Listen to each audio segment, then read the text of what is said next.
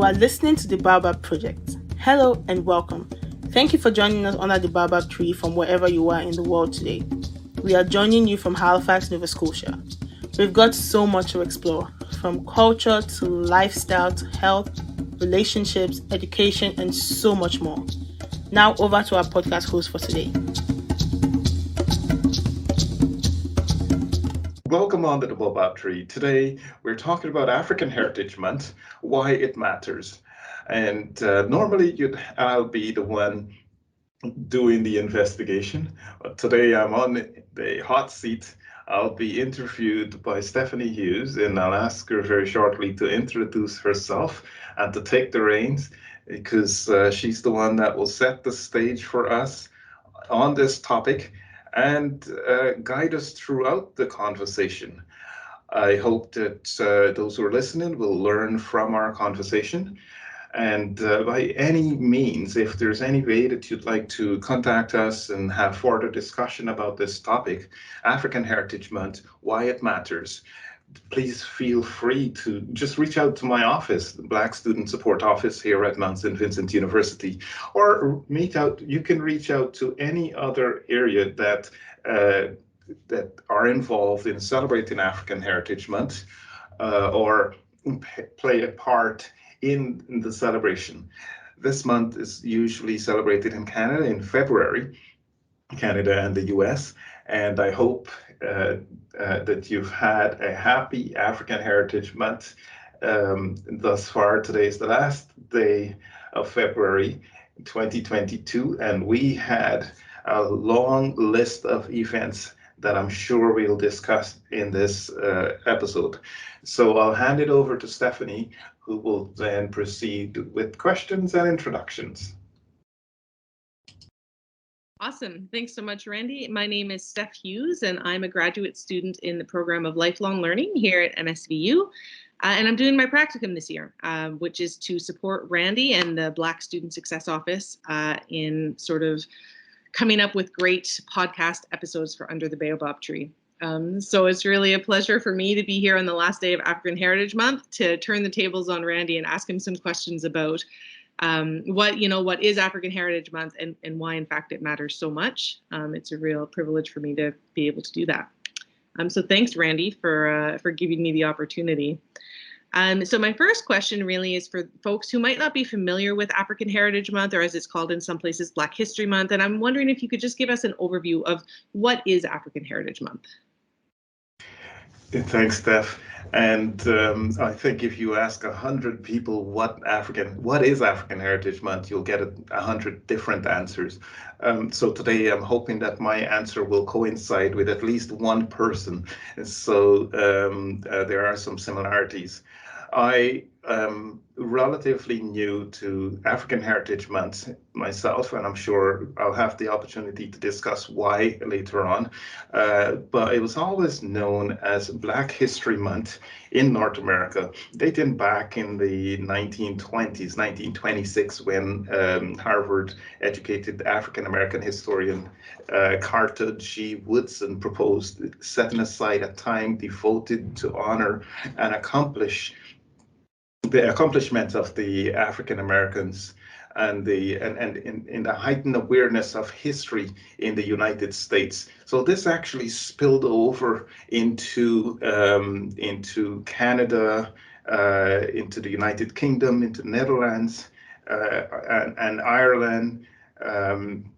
So other countries ended up taking this on, but places like the United Kingdom, Netherlands, Ireland, as I've mentioned earlier, they celebrate African Heritage Month or Black History Month in October. So Woodson has always been one of those writers that I really look up to ever since I've read his book, The Miseducation of the Negroes. So I was pleased to see that this all started with him. Woodson understood that the members of the Black community already celebrate the birth of Frederick Douglass and Lincoln, and he sought to build on existing traditions. He was asking the public to extend their study of Black history and not to create a new tradition. And I feel as if African Heritage Month has become somewhat a tradition in many parts of the world where we don't really understand what we're doing or why we're celebrating this. We just do it because it's a time set aside to talk about Black people. I think for the millennials, this month-long celebration offers an opportunity for them to reimagine the possibilities of what lies ahead. It also offers them the opportunity to reflect on histories, on the history of people of African ancestry. With that in mind, I think the whole idea of either Black History Month or African Heritage Month is really meant to bring us bring us to that knowledge of the contribution of people of African ancestry, and to further examine what they've done to build the society and in our specific communities. So yeah, that's my spiel on that. Wonderful. Thank you so much for bringing us up to speed a little bit on what this month is really all about. You mentioned in your introduction, Randy, that the Mount put on a whole slate of events from February 1st right up until the end of the month this year. And I'm wondering if you could tell us a little bit about what your role was in organizing the events and activities. So my role has been the key organizer for the events for African Heritage Month. In fact, my office planned most of the events, and but we planned these events with in mind that it's a community event, the MSVU community, and as such, we need to consider that everyone at the Mount should participate, if they're willing to, in the activities that we present. I need to also point out that there are students who participate in this, and my role in this office as a Black student advisor has been specifically to focus on the needs of students, more so Black students. And so most of the events that were created were formed around the needs of students.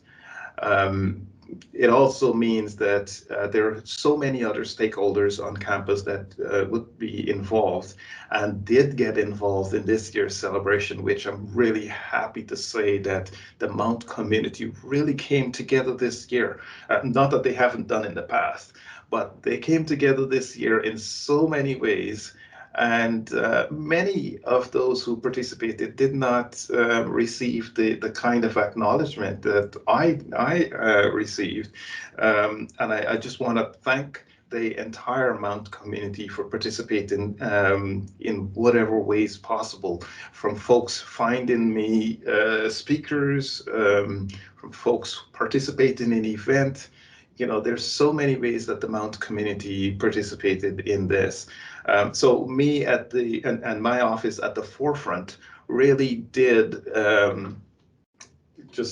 it looked as if my office championed the entire event and planned everything, when in fact there were so many offices and departments in the background that worked to make this possible.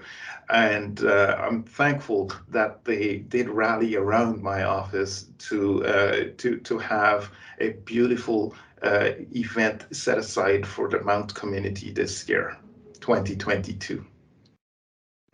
Fantastic. That's so wonderful to hear. As I understand it, you and your office started playing a key role in African Heritage Month around 2014. You've been at the Mount for longer than that, as a student and a grad student and then staff.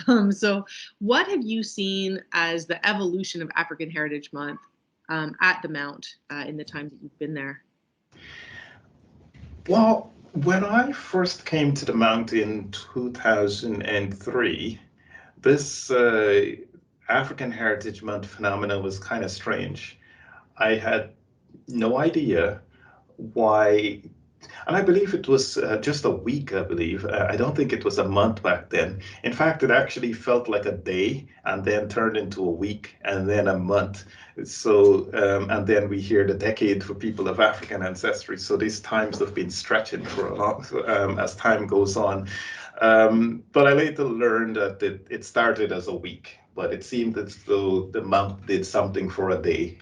Um, Prior to 2014, I really can't say what the activities were like. I know that the monk did things and planned events around African Heritage Month, but I think it was geared more towards faculty and staff.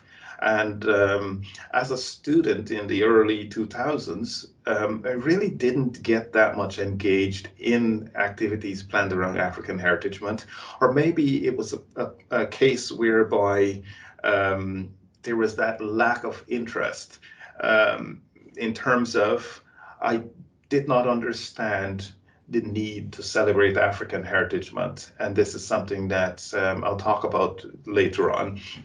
Um, so it is up until 2014 when my office then, the Afrocentric Support Group, took on that task of inviting students to better understand and to participate in the activities and events of African Heritage Month, that we were able to shed light on why this month is important to Black students and the Black community. I do believe other organizers at the Mount were hoping to do that, but I didn't see that big draw in the student community to participate in the event prior to 2014. I remember in 2014, 15, along those years, we did a fashion show, The Fabric of Our DNA, that brought hundreds of people to the Mount community, to participate in African clothing and fabrics and collectibles and these kinds of things. It was really exciting to see all these folks show up. And yeah, fashion show was my first time going to a fashion show, and it happened to be one that I planned. And so it was interesting to see how we can take a simple thing of showcasing African cultures through clothing and turn it into this huge fashion show at this small institution, and which happened to launch the career of many of those who participated in it. So I think if you really did look back at what our catchphrase was back in those days, I think I would be absolutely wrong if I say it, but I'll say it anyways. Small universities, so you can think big or something like that. But we were small, but it allowed us to think outside the box, think grand, think how we can support a wider community. And I believe that's what we did from 2014 onwards, to ensure that the wider community, the students, faculty, and staff were involved in the planning of events for African Heritage Month. Well, that's certainly evidenced in this year's slate of activities. There was, over a page of listings on the MSVU website. There was a Black and Indigenous speaker series, 3 podcast episodes, another series called Celebrating Our Stories, and then there were also virtual tours of community organizations like the Africville Museum and the Black Loyalist Heritage Center. So just a huge offering. I'm wondering if you can comment for yourself what the highlights of this year's African Heritage Month were for you. I would like to just refer that question to Alexia, if she would jump in and so I can see if we have a similar taste. How about you jump in there, Alexia? Sure. I think the highlight for me was, I'm going to say two. The first was the Dr. Charmaine Nelson, who participated. Well, I'm not even sure if it was, I don't know if it coincided with all of the events, but it definitely was fitting. And her presentation on her study of art history and how what there was to learn about slavery in Canada and in Nova Scotia. So that was really informative, really powerful. And then second to that would be the Celebrating Our Stories series. It was really wonderful to see the intersection of culture and I guess, yeah, culture and really shared experience from continent to continent and island to island and person to person. It was really, yeah, that one was really powerful and really fun as well. The Celebrating Our Stories. Thanks so much. Then I see I'll jump in. So Alexia and I have different tastes, but I love those selections that she's had. Mine was just if I had to choose one and keep watching it again, would be the Africville stories. Although I know these stories, many of them, there is this thing about just revisiting um, a museum and watching at the artifacts and getting a better understanding each time you visit these spaces. But the collections that we presented at this visit to the museum, virtual visit, were the stories of people who still, many of them who are still alive today. And you get to see that transition of what is, and what is to come. And I felt really moved to have been there to listen and to watch some of these stories being told as uh, as as as collection of pieces for a museum, and how it would inform me as I move forward in my work in the African Nova Scotian community and within the African diaspora, in fact. I think those stories will really help to inform how I communicate and how I interact with people that have these sort of experiences in the future. Um, and yeah, the series of stories that we told that were told, I love those because there was no planning involved. You just show up and you tell stories as candid as possible. And people told stories that I've never heard before. And it told of characters that I've never heard of. Spoken words were shared, songs were shared. It was just lovely to see the variety and and how folks interacted during that storytelling series. And most of all, it was non-academic. In an academic setting, you have the opportunity to tell fictional stories and nonfiction stories, and they have equal footing. I think that was quite touching and pleasing to me to see that this was actually done in that manner and was successful. Yeah, I agree. I attended one of the Celebrating Our Story series, the Caribbean stories, and it was so dynamic and so fun. And I don't know what the turnout was for it, but hopefully it will be made available, afterwards. Lots of these maybe could be made available afterwards so people could take them in, because I learned a whole lot. And I think its non-academic nature was made it all the more compelling, So one of the things that made it easier for me to participate this year, not just in the Mounts activities, but in community activities in general, was that so many things were held virtually. You know, I didn't need to travel, and that's of course in large part due to COVID. And I'm wondering if you can speak a little bit about shifts you've maybe had to make in organizing these events in the last couple of years because of the pandemic, and what the impact of that has been.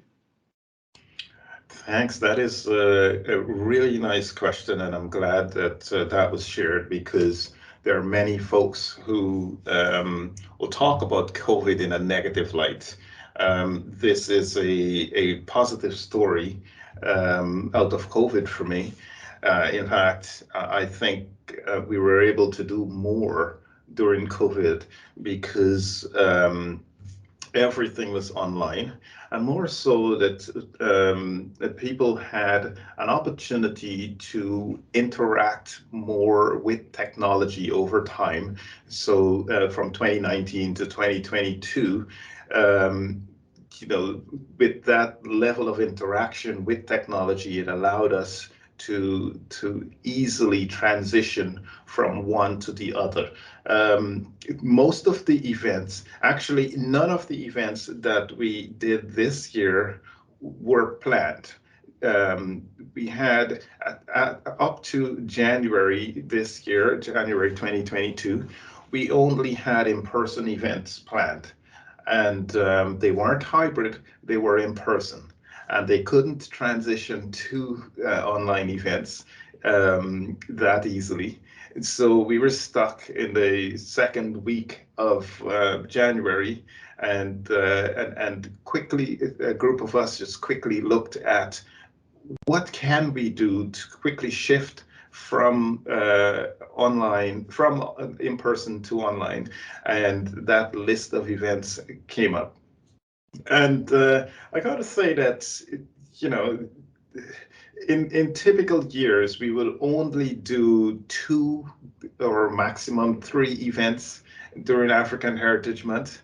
But because we were able to shift to the online setting, it was lovely to see the list of events that we were able to do, and the level of interaction and connections that we've made. I've seen many, we had several external folks signing into our events, and usually, you know, like you said earlier, Steph, that it would mean that they would need to leave their work or wherever it is to come to the physical space. But just having to go online and click a button and attend an event made it all simpler for them. And I think that has really created a great impact on how the events were run. I have to point out, though, that many within the community are yearning to have this interpersonal connection again, and they desire to have events in person. So I don't know, although there are so many successes around doing the events online, I don't know if it would be successful moving forward online, because I think people would want to have that interconnection and interpersonal connection, that aspect of the event. I think the people of African ancestry within the diaspora, they love to gather and sit around and chat and have a meal and to reflect and those kinds of things. And the online events just allowed for a quick 1 hour here or there, which we really had to smash everything into that hour to accommodate for those who might be on their lunch break or might have a meeting right after or something of that sort. But overall, over the last 2 years of planning events this way has really reached a larger audience. And I do look forward to finding a hybrid method, even if that would encourage more people within our community to get to learn more about our African heritage. Yeah, That's really well said, I think. I'd like to pivot a little bit from kind of your role sort of professionally in this to some of your personal experiences with African Heritage Month, if that's okay. African Heritage Month isn't necessarily a global event. In your intro, you referenced it as something that happens in Canada and the USA. I think in many contexts, there wouldn't be a time expressly set aside to celebrate African heritage. As we do in our context, because perhaps that would just be part of the everyday sort of culture and education that goes on. Do you mind sharing about coming to Canada and experiencing African Heritage Month for the first time? Yeah, you said it really nicely. We do need to take into account the contextual aspects of African Heritage Month celebration. And with that in mind, I often am very careful when I'm meeting a Black person for the first time, or a person of African ancestry for the first time in this context, when in asking them to participate in the celebration, because I have had that previous experience of what it felt like celebrating African heritage for the first time. So it was kind of weird, like I said earlier, because I came from a context that would have focused on our culture in a small way. It's not as if every month they would celebrate a Black person or so on.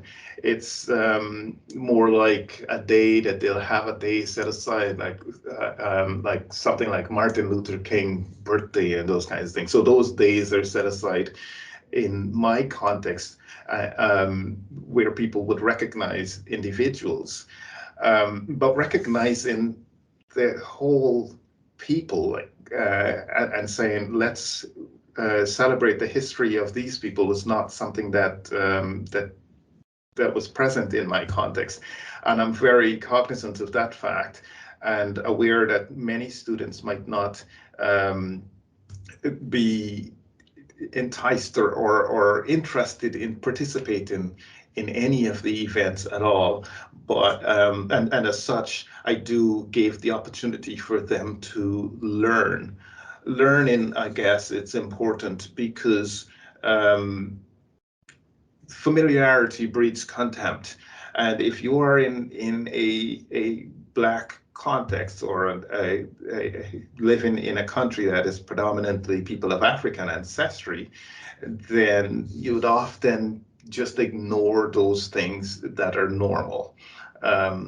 If you ask many Canadians if they've gone to the CN Tower or the Niagara Falls, they'll probably say no, because they know these things are always there and they can go at any time. But a visitor coming to Canada would want to soak up these kinds of things because, they'll go back home and brag to their friends. Similarly, looking at African history in this context seemed kind of different to me, because they're in my context, we did not acknowledge it that much, but in this context, there's time set aside to review and acknowledge the contributions of people of African ancestry. A little learning the importance of this has really helped me to gain some additional perspectives on why it's important to celebrate African Heritage Month, to learn a little bit of history on, as I've shared earlier on why we celebrate African Heritage Month.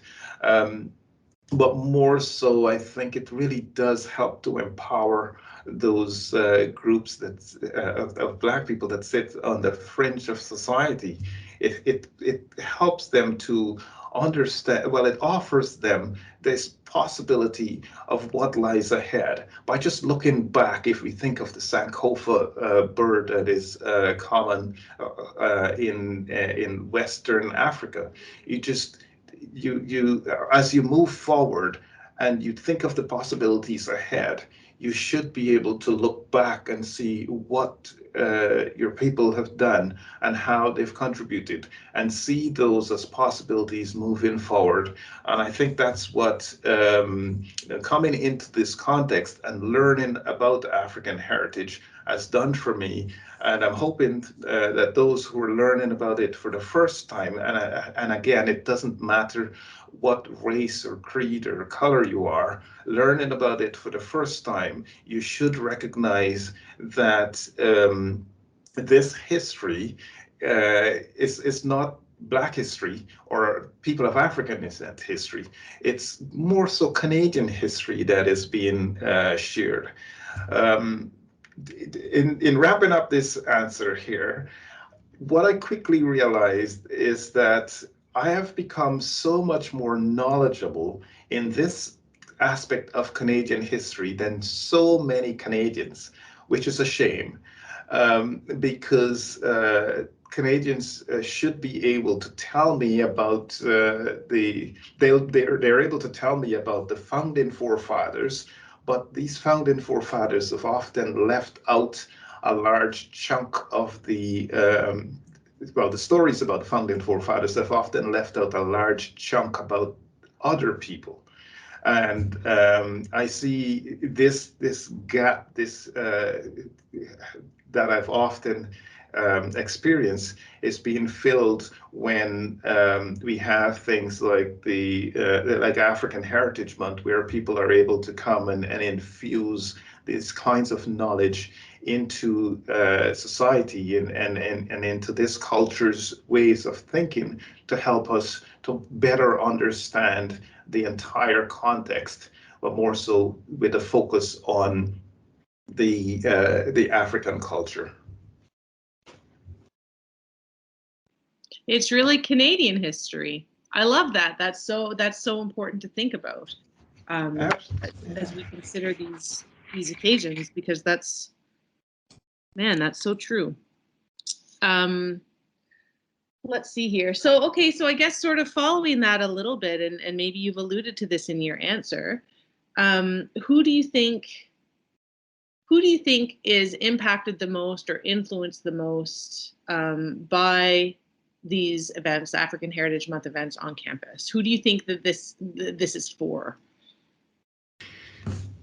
I like the question of who does it impact? And I have a quick answer, and then I'll give you the long spiel. The quick answer is I have no idea. All right. There are those who look forward to celebrating African Heritage Month because they can have a financial gain from it. They are impacted. There are those who look forward to celebrating African Heritage Month because they can clear their conscience once a year. They are impacted. There are those who celebrate African Heritage Month because they really and truly want to learn about the history. They are impacted. There are those who celebrate African Heritage Month because they want to tell the stories of someone or a group or those in the African diaspora. They are impacted as well. So I think African Heritage Month, again, as we look at it in our own context, the Canadian context, it's mostly Canadian stories that are being told. And as such, I see this is Canadian history, and the impact should be more so felt on Canadians, right? If you truly call yourself a Canadian and you leave parts of your history out, then you really aren't learning your history. You're doing a buffet selection of those histories that you love, and leaving out, big chunks of the other parts of your history. So I think the impact should be on the entire community in different aspects, and as such, when we think of African Heritage Month, and you should be able to bring those parts that impact you to the table, so that the entire celebration, the entire recognition of the contribution of people of African ancestry, the entire study and of the people of African ancestry should be done in a unique way every year, to draw one more person into this circle of understanding our history.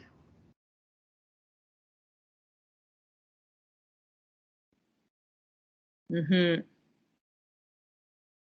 Yeah, I like that's a good answer, and I think it's important to think about motivation, because your motivation going into African Heritage Month activities, the reason that you're participating is going to influence the kind of learning that I think you get out of it at the end of the day, right? And the impact that it has on us. Let me see here.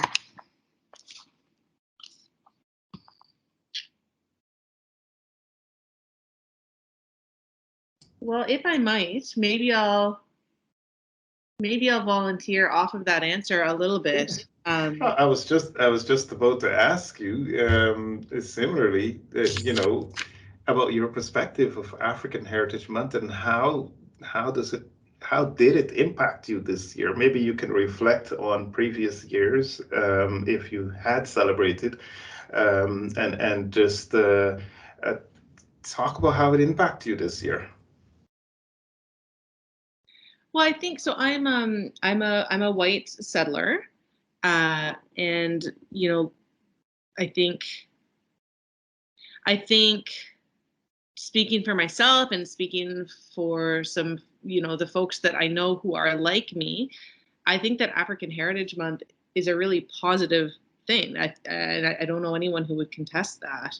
I think what's interesting is that for me, it's my participation in it is wholly optional, right? Which is a mark of my privilege. Nobody, except for the times when I've been at school and curriculum, for example, is shifted during the month of February to reflect that it's African Heritage Month. No one is really holding me accountable to participate in events and activities that are going on in February. So I have to make that commitment personally, right? If I'm going to get the learnings that are available from going to the unique, attending the unique opportunities and activities, that's a commitment that I have to personally make. And I would say in years past, I didn't really make that commitment. There have been plenty of years where February sort of floated by, and I had only sort of a passing recognition that, it's African Heritage Month and there's stuff going on, but I would sort of go about and live my life. I think in the last few years, that shifted for me for, I think, a number of reasons, where I have been a little bit more intentional about participating and maybe setting a couple of goals for myself to hold myself accountable so that I would. And I think it's fair to say that that's also in recent years been more of a year-round project, right? Since COVID-19 sort of struck, and in 2020, when the Black Lives Matter movement, for example, reignited a lot of awareness about racial oppression all over the world. I think lots of us sort of heard the call to do a little bit more critical self-reflection on our privilege and our relationship to those oppressions. And so I think in the last couple of years, African Heritage Month has been an opportunity to deepen and enrich learnings that really happen and should be happening all year round. But having said that, I would say I still sort of participate in safe ways. I tune into a webinar, I go to a virtual workshop, I read articles, I, make a point of reading more closely the social media posts of the Black-led organizations that, I want to know more about, and make donations. Like, these are all sort of safe ways of participating in African Heritage Month. And I learn a lot from them. But I think it's worth noting that there's a whole spectrum of ways to participate. And, maybe a goal for myself is to be a little bit more active and involved in future years than I have been. But you're planning an event you planned an event this year, and look at you. So you have been climbing that ladder. There you go. Thank you. How validating. Well, thanks for that answer. It was really wonderful. So, yeah, I'll go back to you asking me the questions now. Well, let's see here. I guess I'm wondering why. So I think we've sort of answered the question of why it's so essential for the campus community to celebrate African Heritage Month. You've been, very articulate in expressing all of the ways that it benefits. Do you think that there are carryover effects or impacts from February into the rest of the programming, whether it's, academic programming or community programming that comes from the Mount? Do you think that February has sort of an impact all year round, or is it sort of limited to the 1 month where the activities are happening? That's a very beautiful question, and I have to say that although I've touched on a lot of the question of why it's essential for the community to celebrate African Heritage Month, I still think that I can add a little bit more to that. In fact, I believe that, if we look at the university's strategic plan and look at the themes, it's loaded with equity, diversity, inclusion, and accessibility. And with those language in place, it means that we have to purposely think of how we can best interact with the members of our community. Despite or in spite of their creed, their culture, their belief, their gender, sex, whatever it is, that we need to participate consciously and not in a state of mind or a frame of mind of, okay, African Heritage Month is coming up now. Let's just throw some events and get over with that. I'm not saying that that's how we do it here at the Mount. I'm just saying that if anyone has that mindset or mind frame, just know that you're stepping into that circle of learning history with the wrong, from a wrong perspective, and as such, you need to think long-term effects when planning any form of events or activities around African Heritage Month. And as such, I think it's important to think as a long-term event. When we have these events, and especially those that are planned within my office, the focus has always been to include the entire MSVU community, to better educate everyone, because I sense, and again, I'll stress back to a point that I made, that there are some Black folks who do not understand why we celebrate African Heritage Month, and there are many white folks who don't understand that, and there are so many others, and I know I use black and white, but they might be Indian students here who don't understand it. And there might be other groups who would think, well, why are you celebrating African Heritage Month? What about my heritage?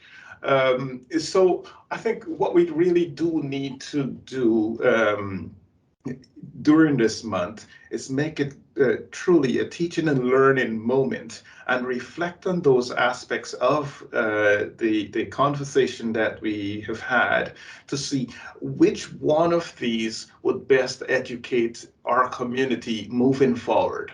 And you asked that question earlier about the activity, about the event that really appealed to us, and both Alexia and I talked about the stories. Just imagine if we have this opportunity to continue doing stories throughout the year, but not only from the African student perspective, we bring in other groups. So something that was launched during African Heritage Month, then we start investigating what are some of the stories being told in India, or what are some of the stories being told in the UK or somewhere of that sort. And we start listening to these stories to see similarities and to see that the only difference that we constantly hold, well, not the only one, but the major difference is the color of our skin, right? We all suffer financially, we all suffer physically, and all those kinds of things, and we all go to the same place in the end. Right, but the color of our skin and possibly our ideology is often that great divide. But if we can only come together and listen to, again, in this case, these simple stories, non-confrontational atmosphere, where you don't have to be politically correct, you can speak in your mother tongue or mother accent, and then further explain to an audience afterwards. I think having something like that beyond February would really, loosen up these many people are uptight and all that. So it might just allow us to be more flexible in our approach to learning. I don't know if Alexia or anyone else wants to add to that.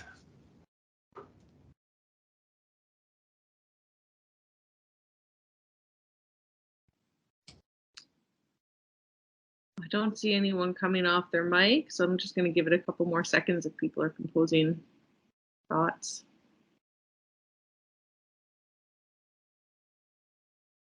And if not, Randy, maybe I'll just ask you the follow-up of do you see that potential for the events that were held this year to sort of ignite those sparks and share different stories and really help people kind of break down some of those cultural barriers? Well, I do hope so. I think what we did this year was just gave a taste of some possibilities, and I think the uniqueness of our events is that we often, in this academic setting, we often have more academic, and I use the term when someone says, "What kind of stories do you want?" I say non-academic-y. It's not a word, but I just created that one in the month of February so people can understand that I'm not looking for academic stuff. And and I think that allowed people to, some flexibilities, because there is no word like non-academic-y. And so they can use whatever word after that flaw that I've made. All right. So just imagine if we can listen to other people tell stories and to learn how they passed on information in a non-traditional setting, how they passed on knowledge in a non-traditional setting, and how and what's there to teach us as a people. And yesterday I was listening to a speaker who said that she learned the definition of home, and she said, when you look in the dictionary, there's more than one definition of home. One is where you live, and the next one, and I'll be wrong, you'll look in the dictionary later and find out the true meaning. The other one is where you long to be. And so she says she has two homes, one where she longs to be and one where she lives. So I think from that perspective, just understanding the differences, understanding that there might be some similarities, and understanding that there's an opportunity for us to bring all of these contexts to a place, and in this case, a university, which is supposed to examine knowledge, examine ways of knowing, and share with the rest of the world. I think, I can see the possibility of us examining these non-traditional ways of knowing and learning as well in the long term. And I think it would be quite impactful to our community if we've created that space to listen to elders, to listen to those who might not have that level of education that many of us and our students possess, but they have stories to share. and a potential audience to listen?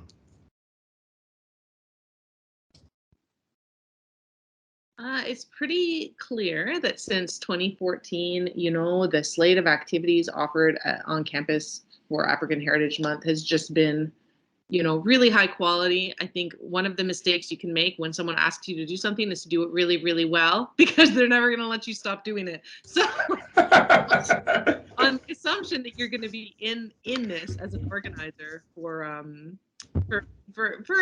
little while yet, I'd love to hear about your vision for African Heritage Month celebrations in the future for Mount Saint Vincent. I was wondering why, as we approach February, everyone always turned to my office and say, Randy, what are we doing for African Heritage Month this year? I never got it. Maybe I did something right in year one. I would say so.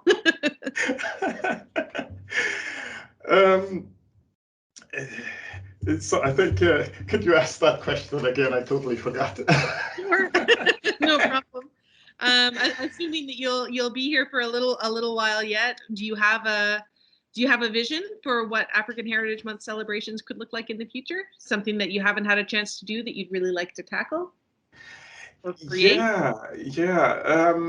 I think just thinking of the university's strategic plan and how it focuses on EDIA, but also that connection with the African Nova Scotian community. And I believe it is specifically mentioned some communities, one being the African Nova Scotian community, engaging, interacting, communicating, just participating in the community. And when I see that, I see it from a perspective where we're not looking to interact with the community from a position of what do I benefit from this interaction.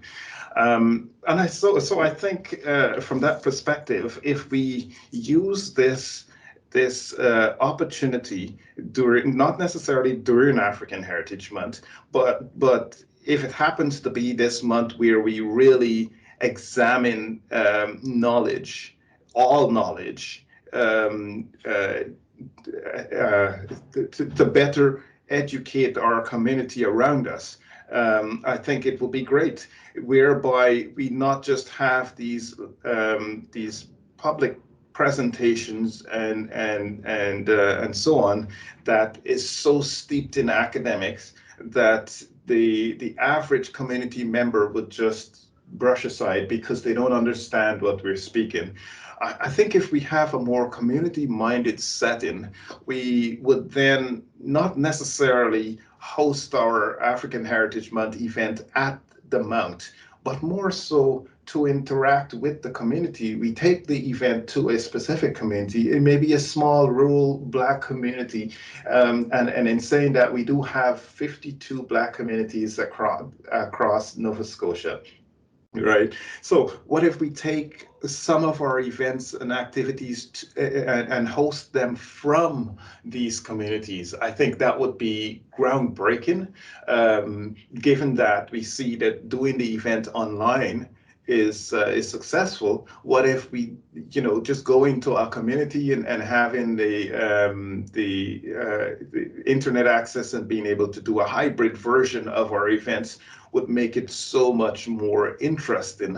And as I envision this, I can just think of, a small community in Cape Breton who was never heard about Mount Saint Vincent University is now being visited by several members of the community. And, maybe if we use this format of storytelling again, and we genuinely want to hear their stories firsthand to share with the Mount community. And instead of asking them to call in, we go there and have other folks call in to listen to the conversation. So I think showing that level of respect to the Black communities around us, the respect of their knowledge, and their spaces, their lived experiences, I think it's something that we can envision in the future as we plan on strengthening the Mount strategic plan, and as we plan and thinking of those around us, those within our community, and seeing value in what they bring to the table. I think we need to focus on how we can build in capacity, in strength, and in knowledge as we move forward. And I think African Heritage Month could be one of those vehicles that can open the door for the kind of interactions for those who would otherwise not come to the Mount to listen to a speech or sign in to listen to a conversation. What an inspiring idea. That's lovely. Thank you for sharing that. It sounds like not only you and your office, but the entire Mount community has its work cut out for it for 2023. And June has signed in today, so she's the one that will be, funding a lot of this for us, I know. Well. To the envelope there, Randy. I'm with you, though. I'm with you. Randy, those are all of the questions that I had for you today. I want to thank you for opening up and sharing from the other side of the podcasting table, so to speak. It's really wonderful to hear your thoughts on this event and for this month, and also more generally. And just thank you for sharing your insight and your experience about African Heritage Month. Yeah, and just in case our audience joined us in the middle of this conversation and did not get to hear what the topic was, it's the African Heritage Month, why it matters. And, we were, Stephanie was hosting this event, and I, who is often the host, is now sitting in the seat of the one being interviewed. And Stephanie, you have been a wonderful host. You've asked me some simple but touching questions, which allowed me to really elaborate on why African Heritage Month matters. I really do appreciate you coming to do this today, and more so the work that you've already been doing within the Mount community. I think it's impactful, and the information we've generated today will definitely go far. So you're under the baobab tree with us, and the host today is Stephanie, and my name is Randy Headley. Thank you for joining us, and have a wonderful day. You are listening to the Baobab Project. Hello and welcome. Thank you for joining us under the Baobab tree from wherever you are in the world today. We are joining you from Halifax, Nova Scotia. We've got so much to explore, from culture to lifestyle to health, relationships, education, and so much more. Now over to our podcast host for today.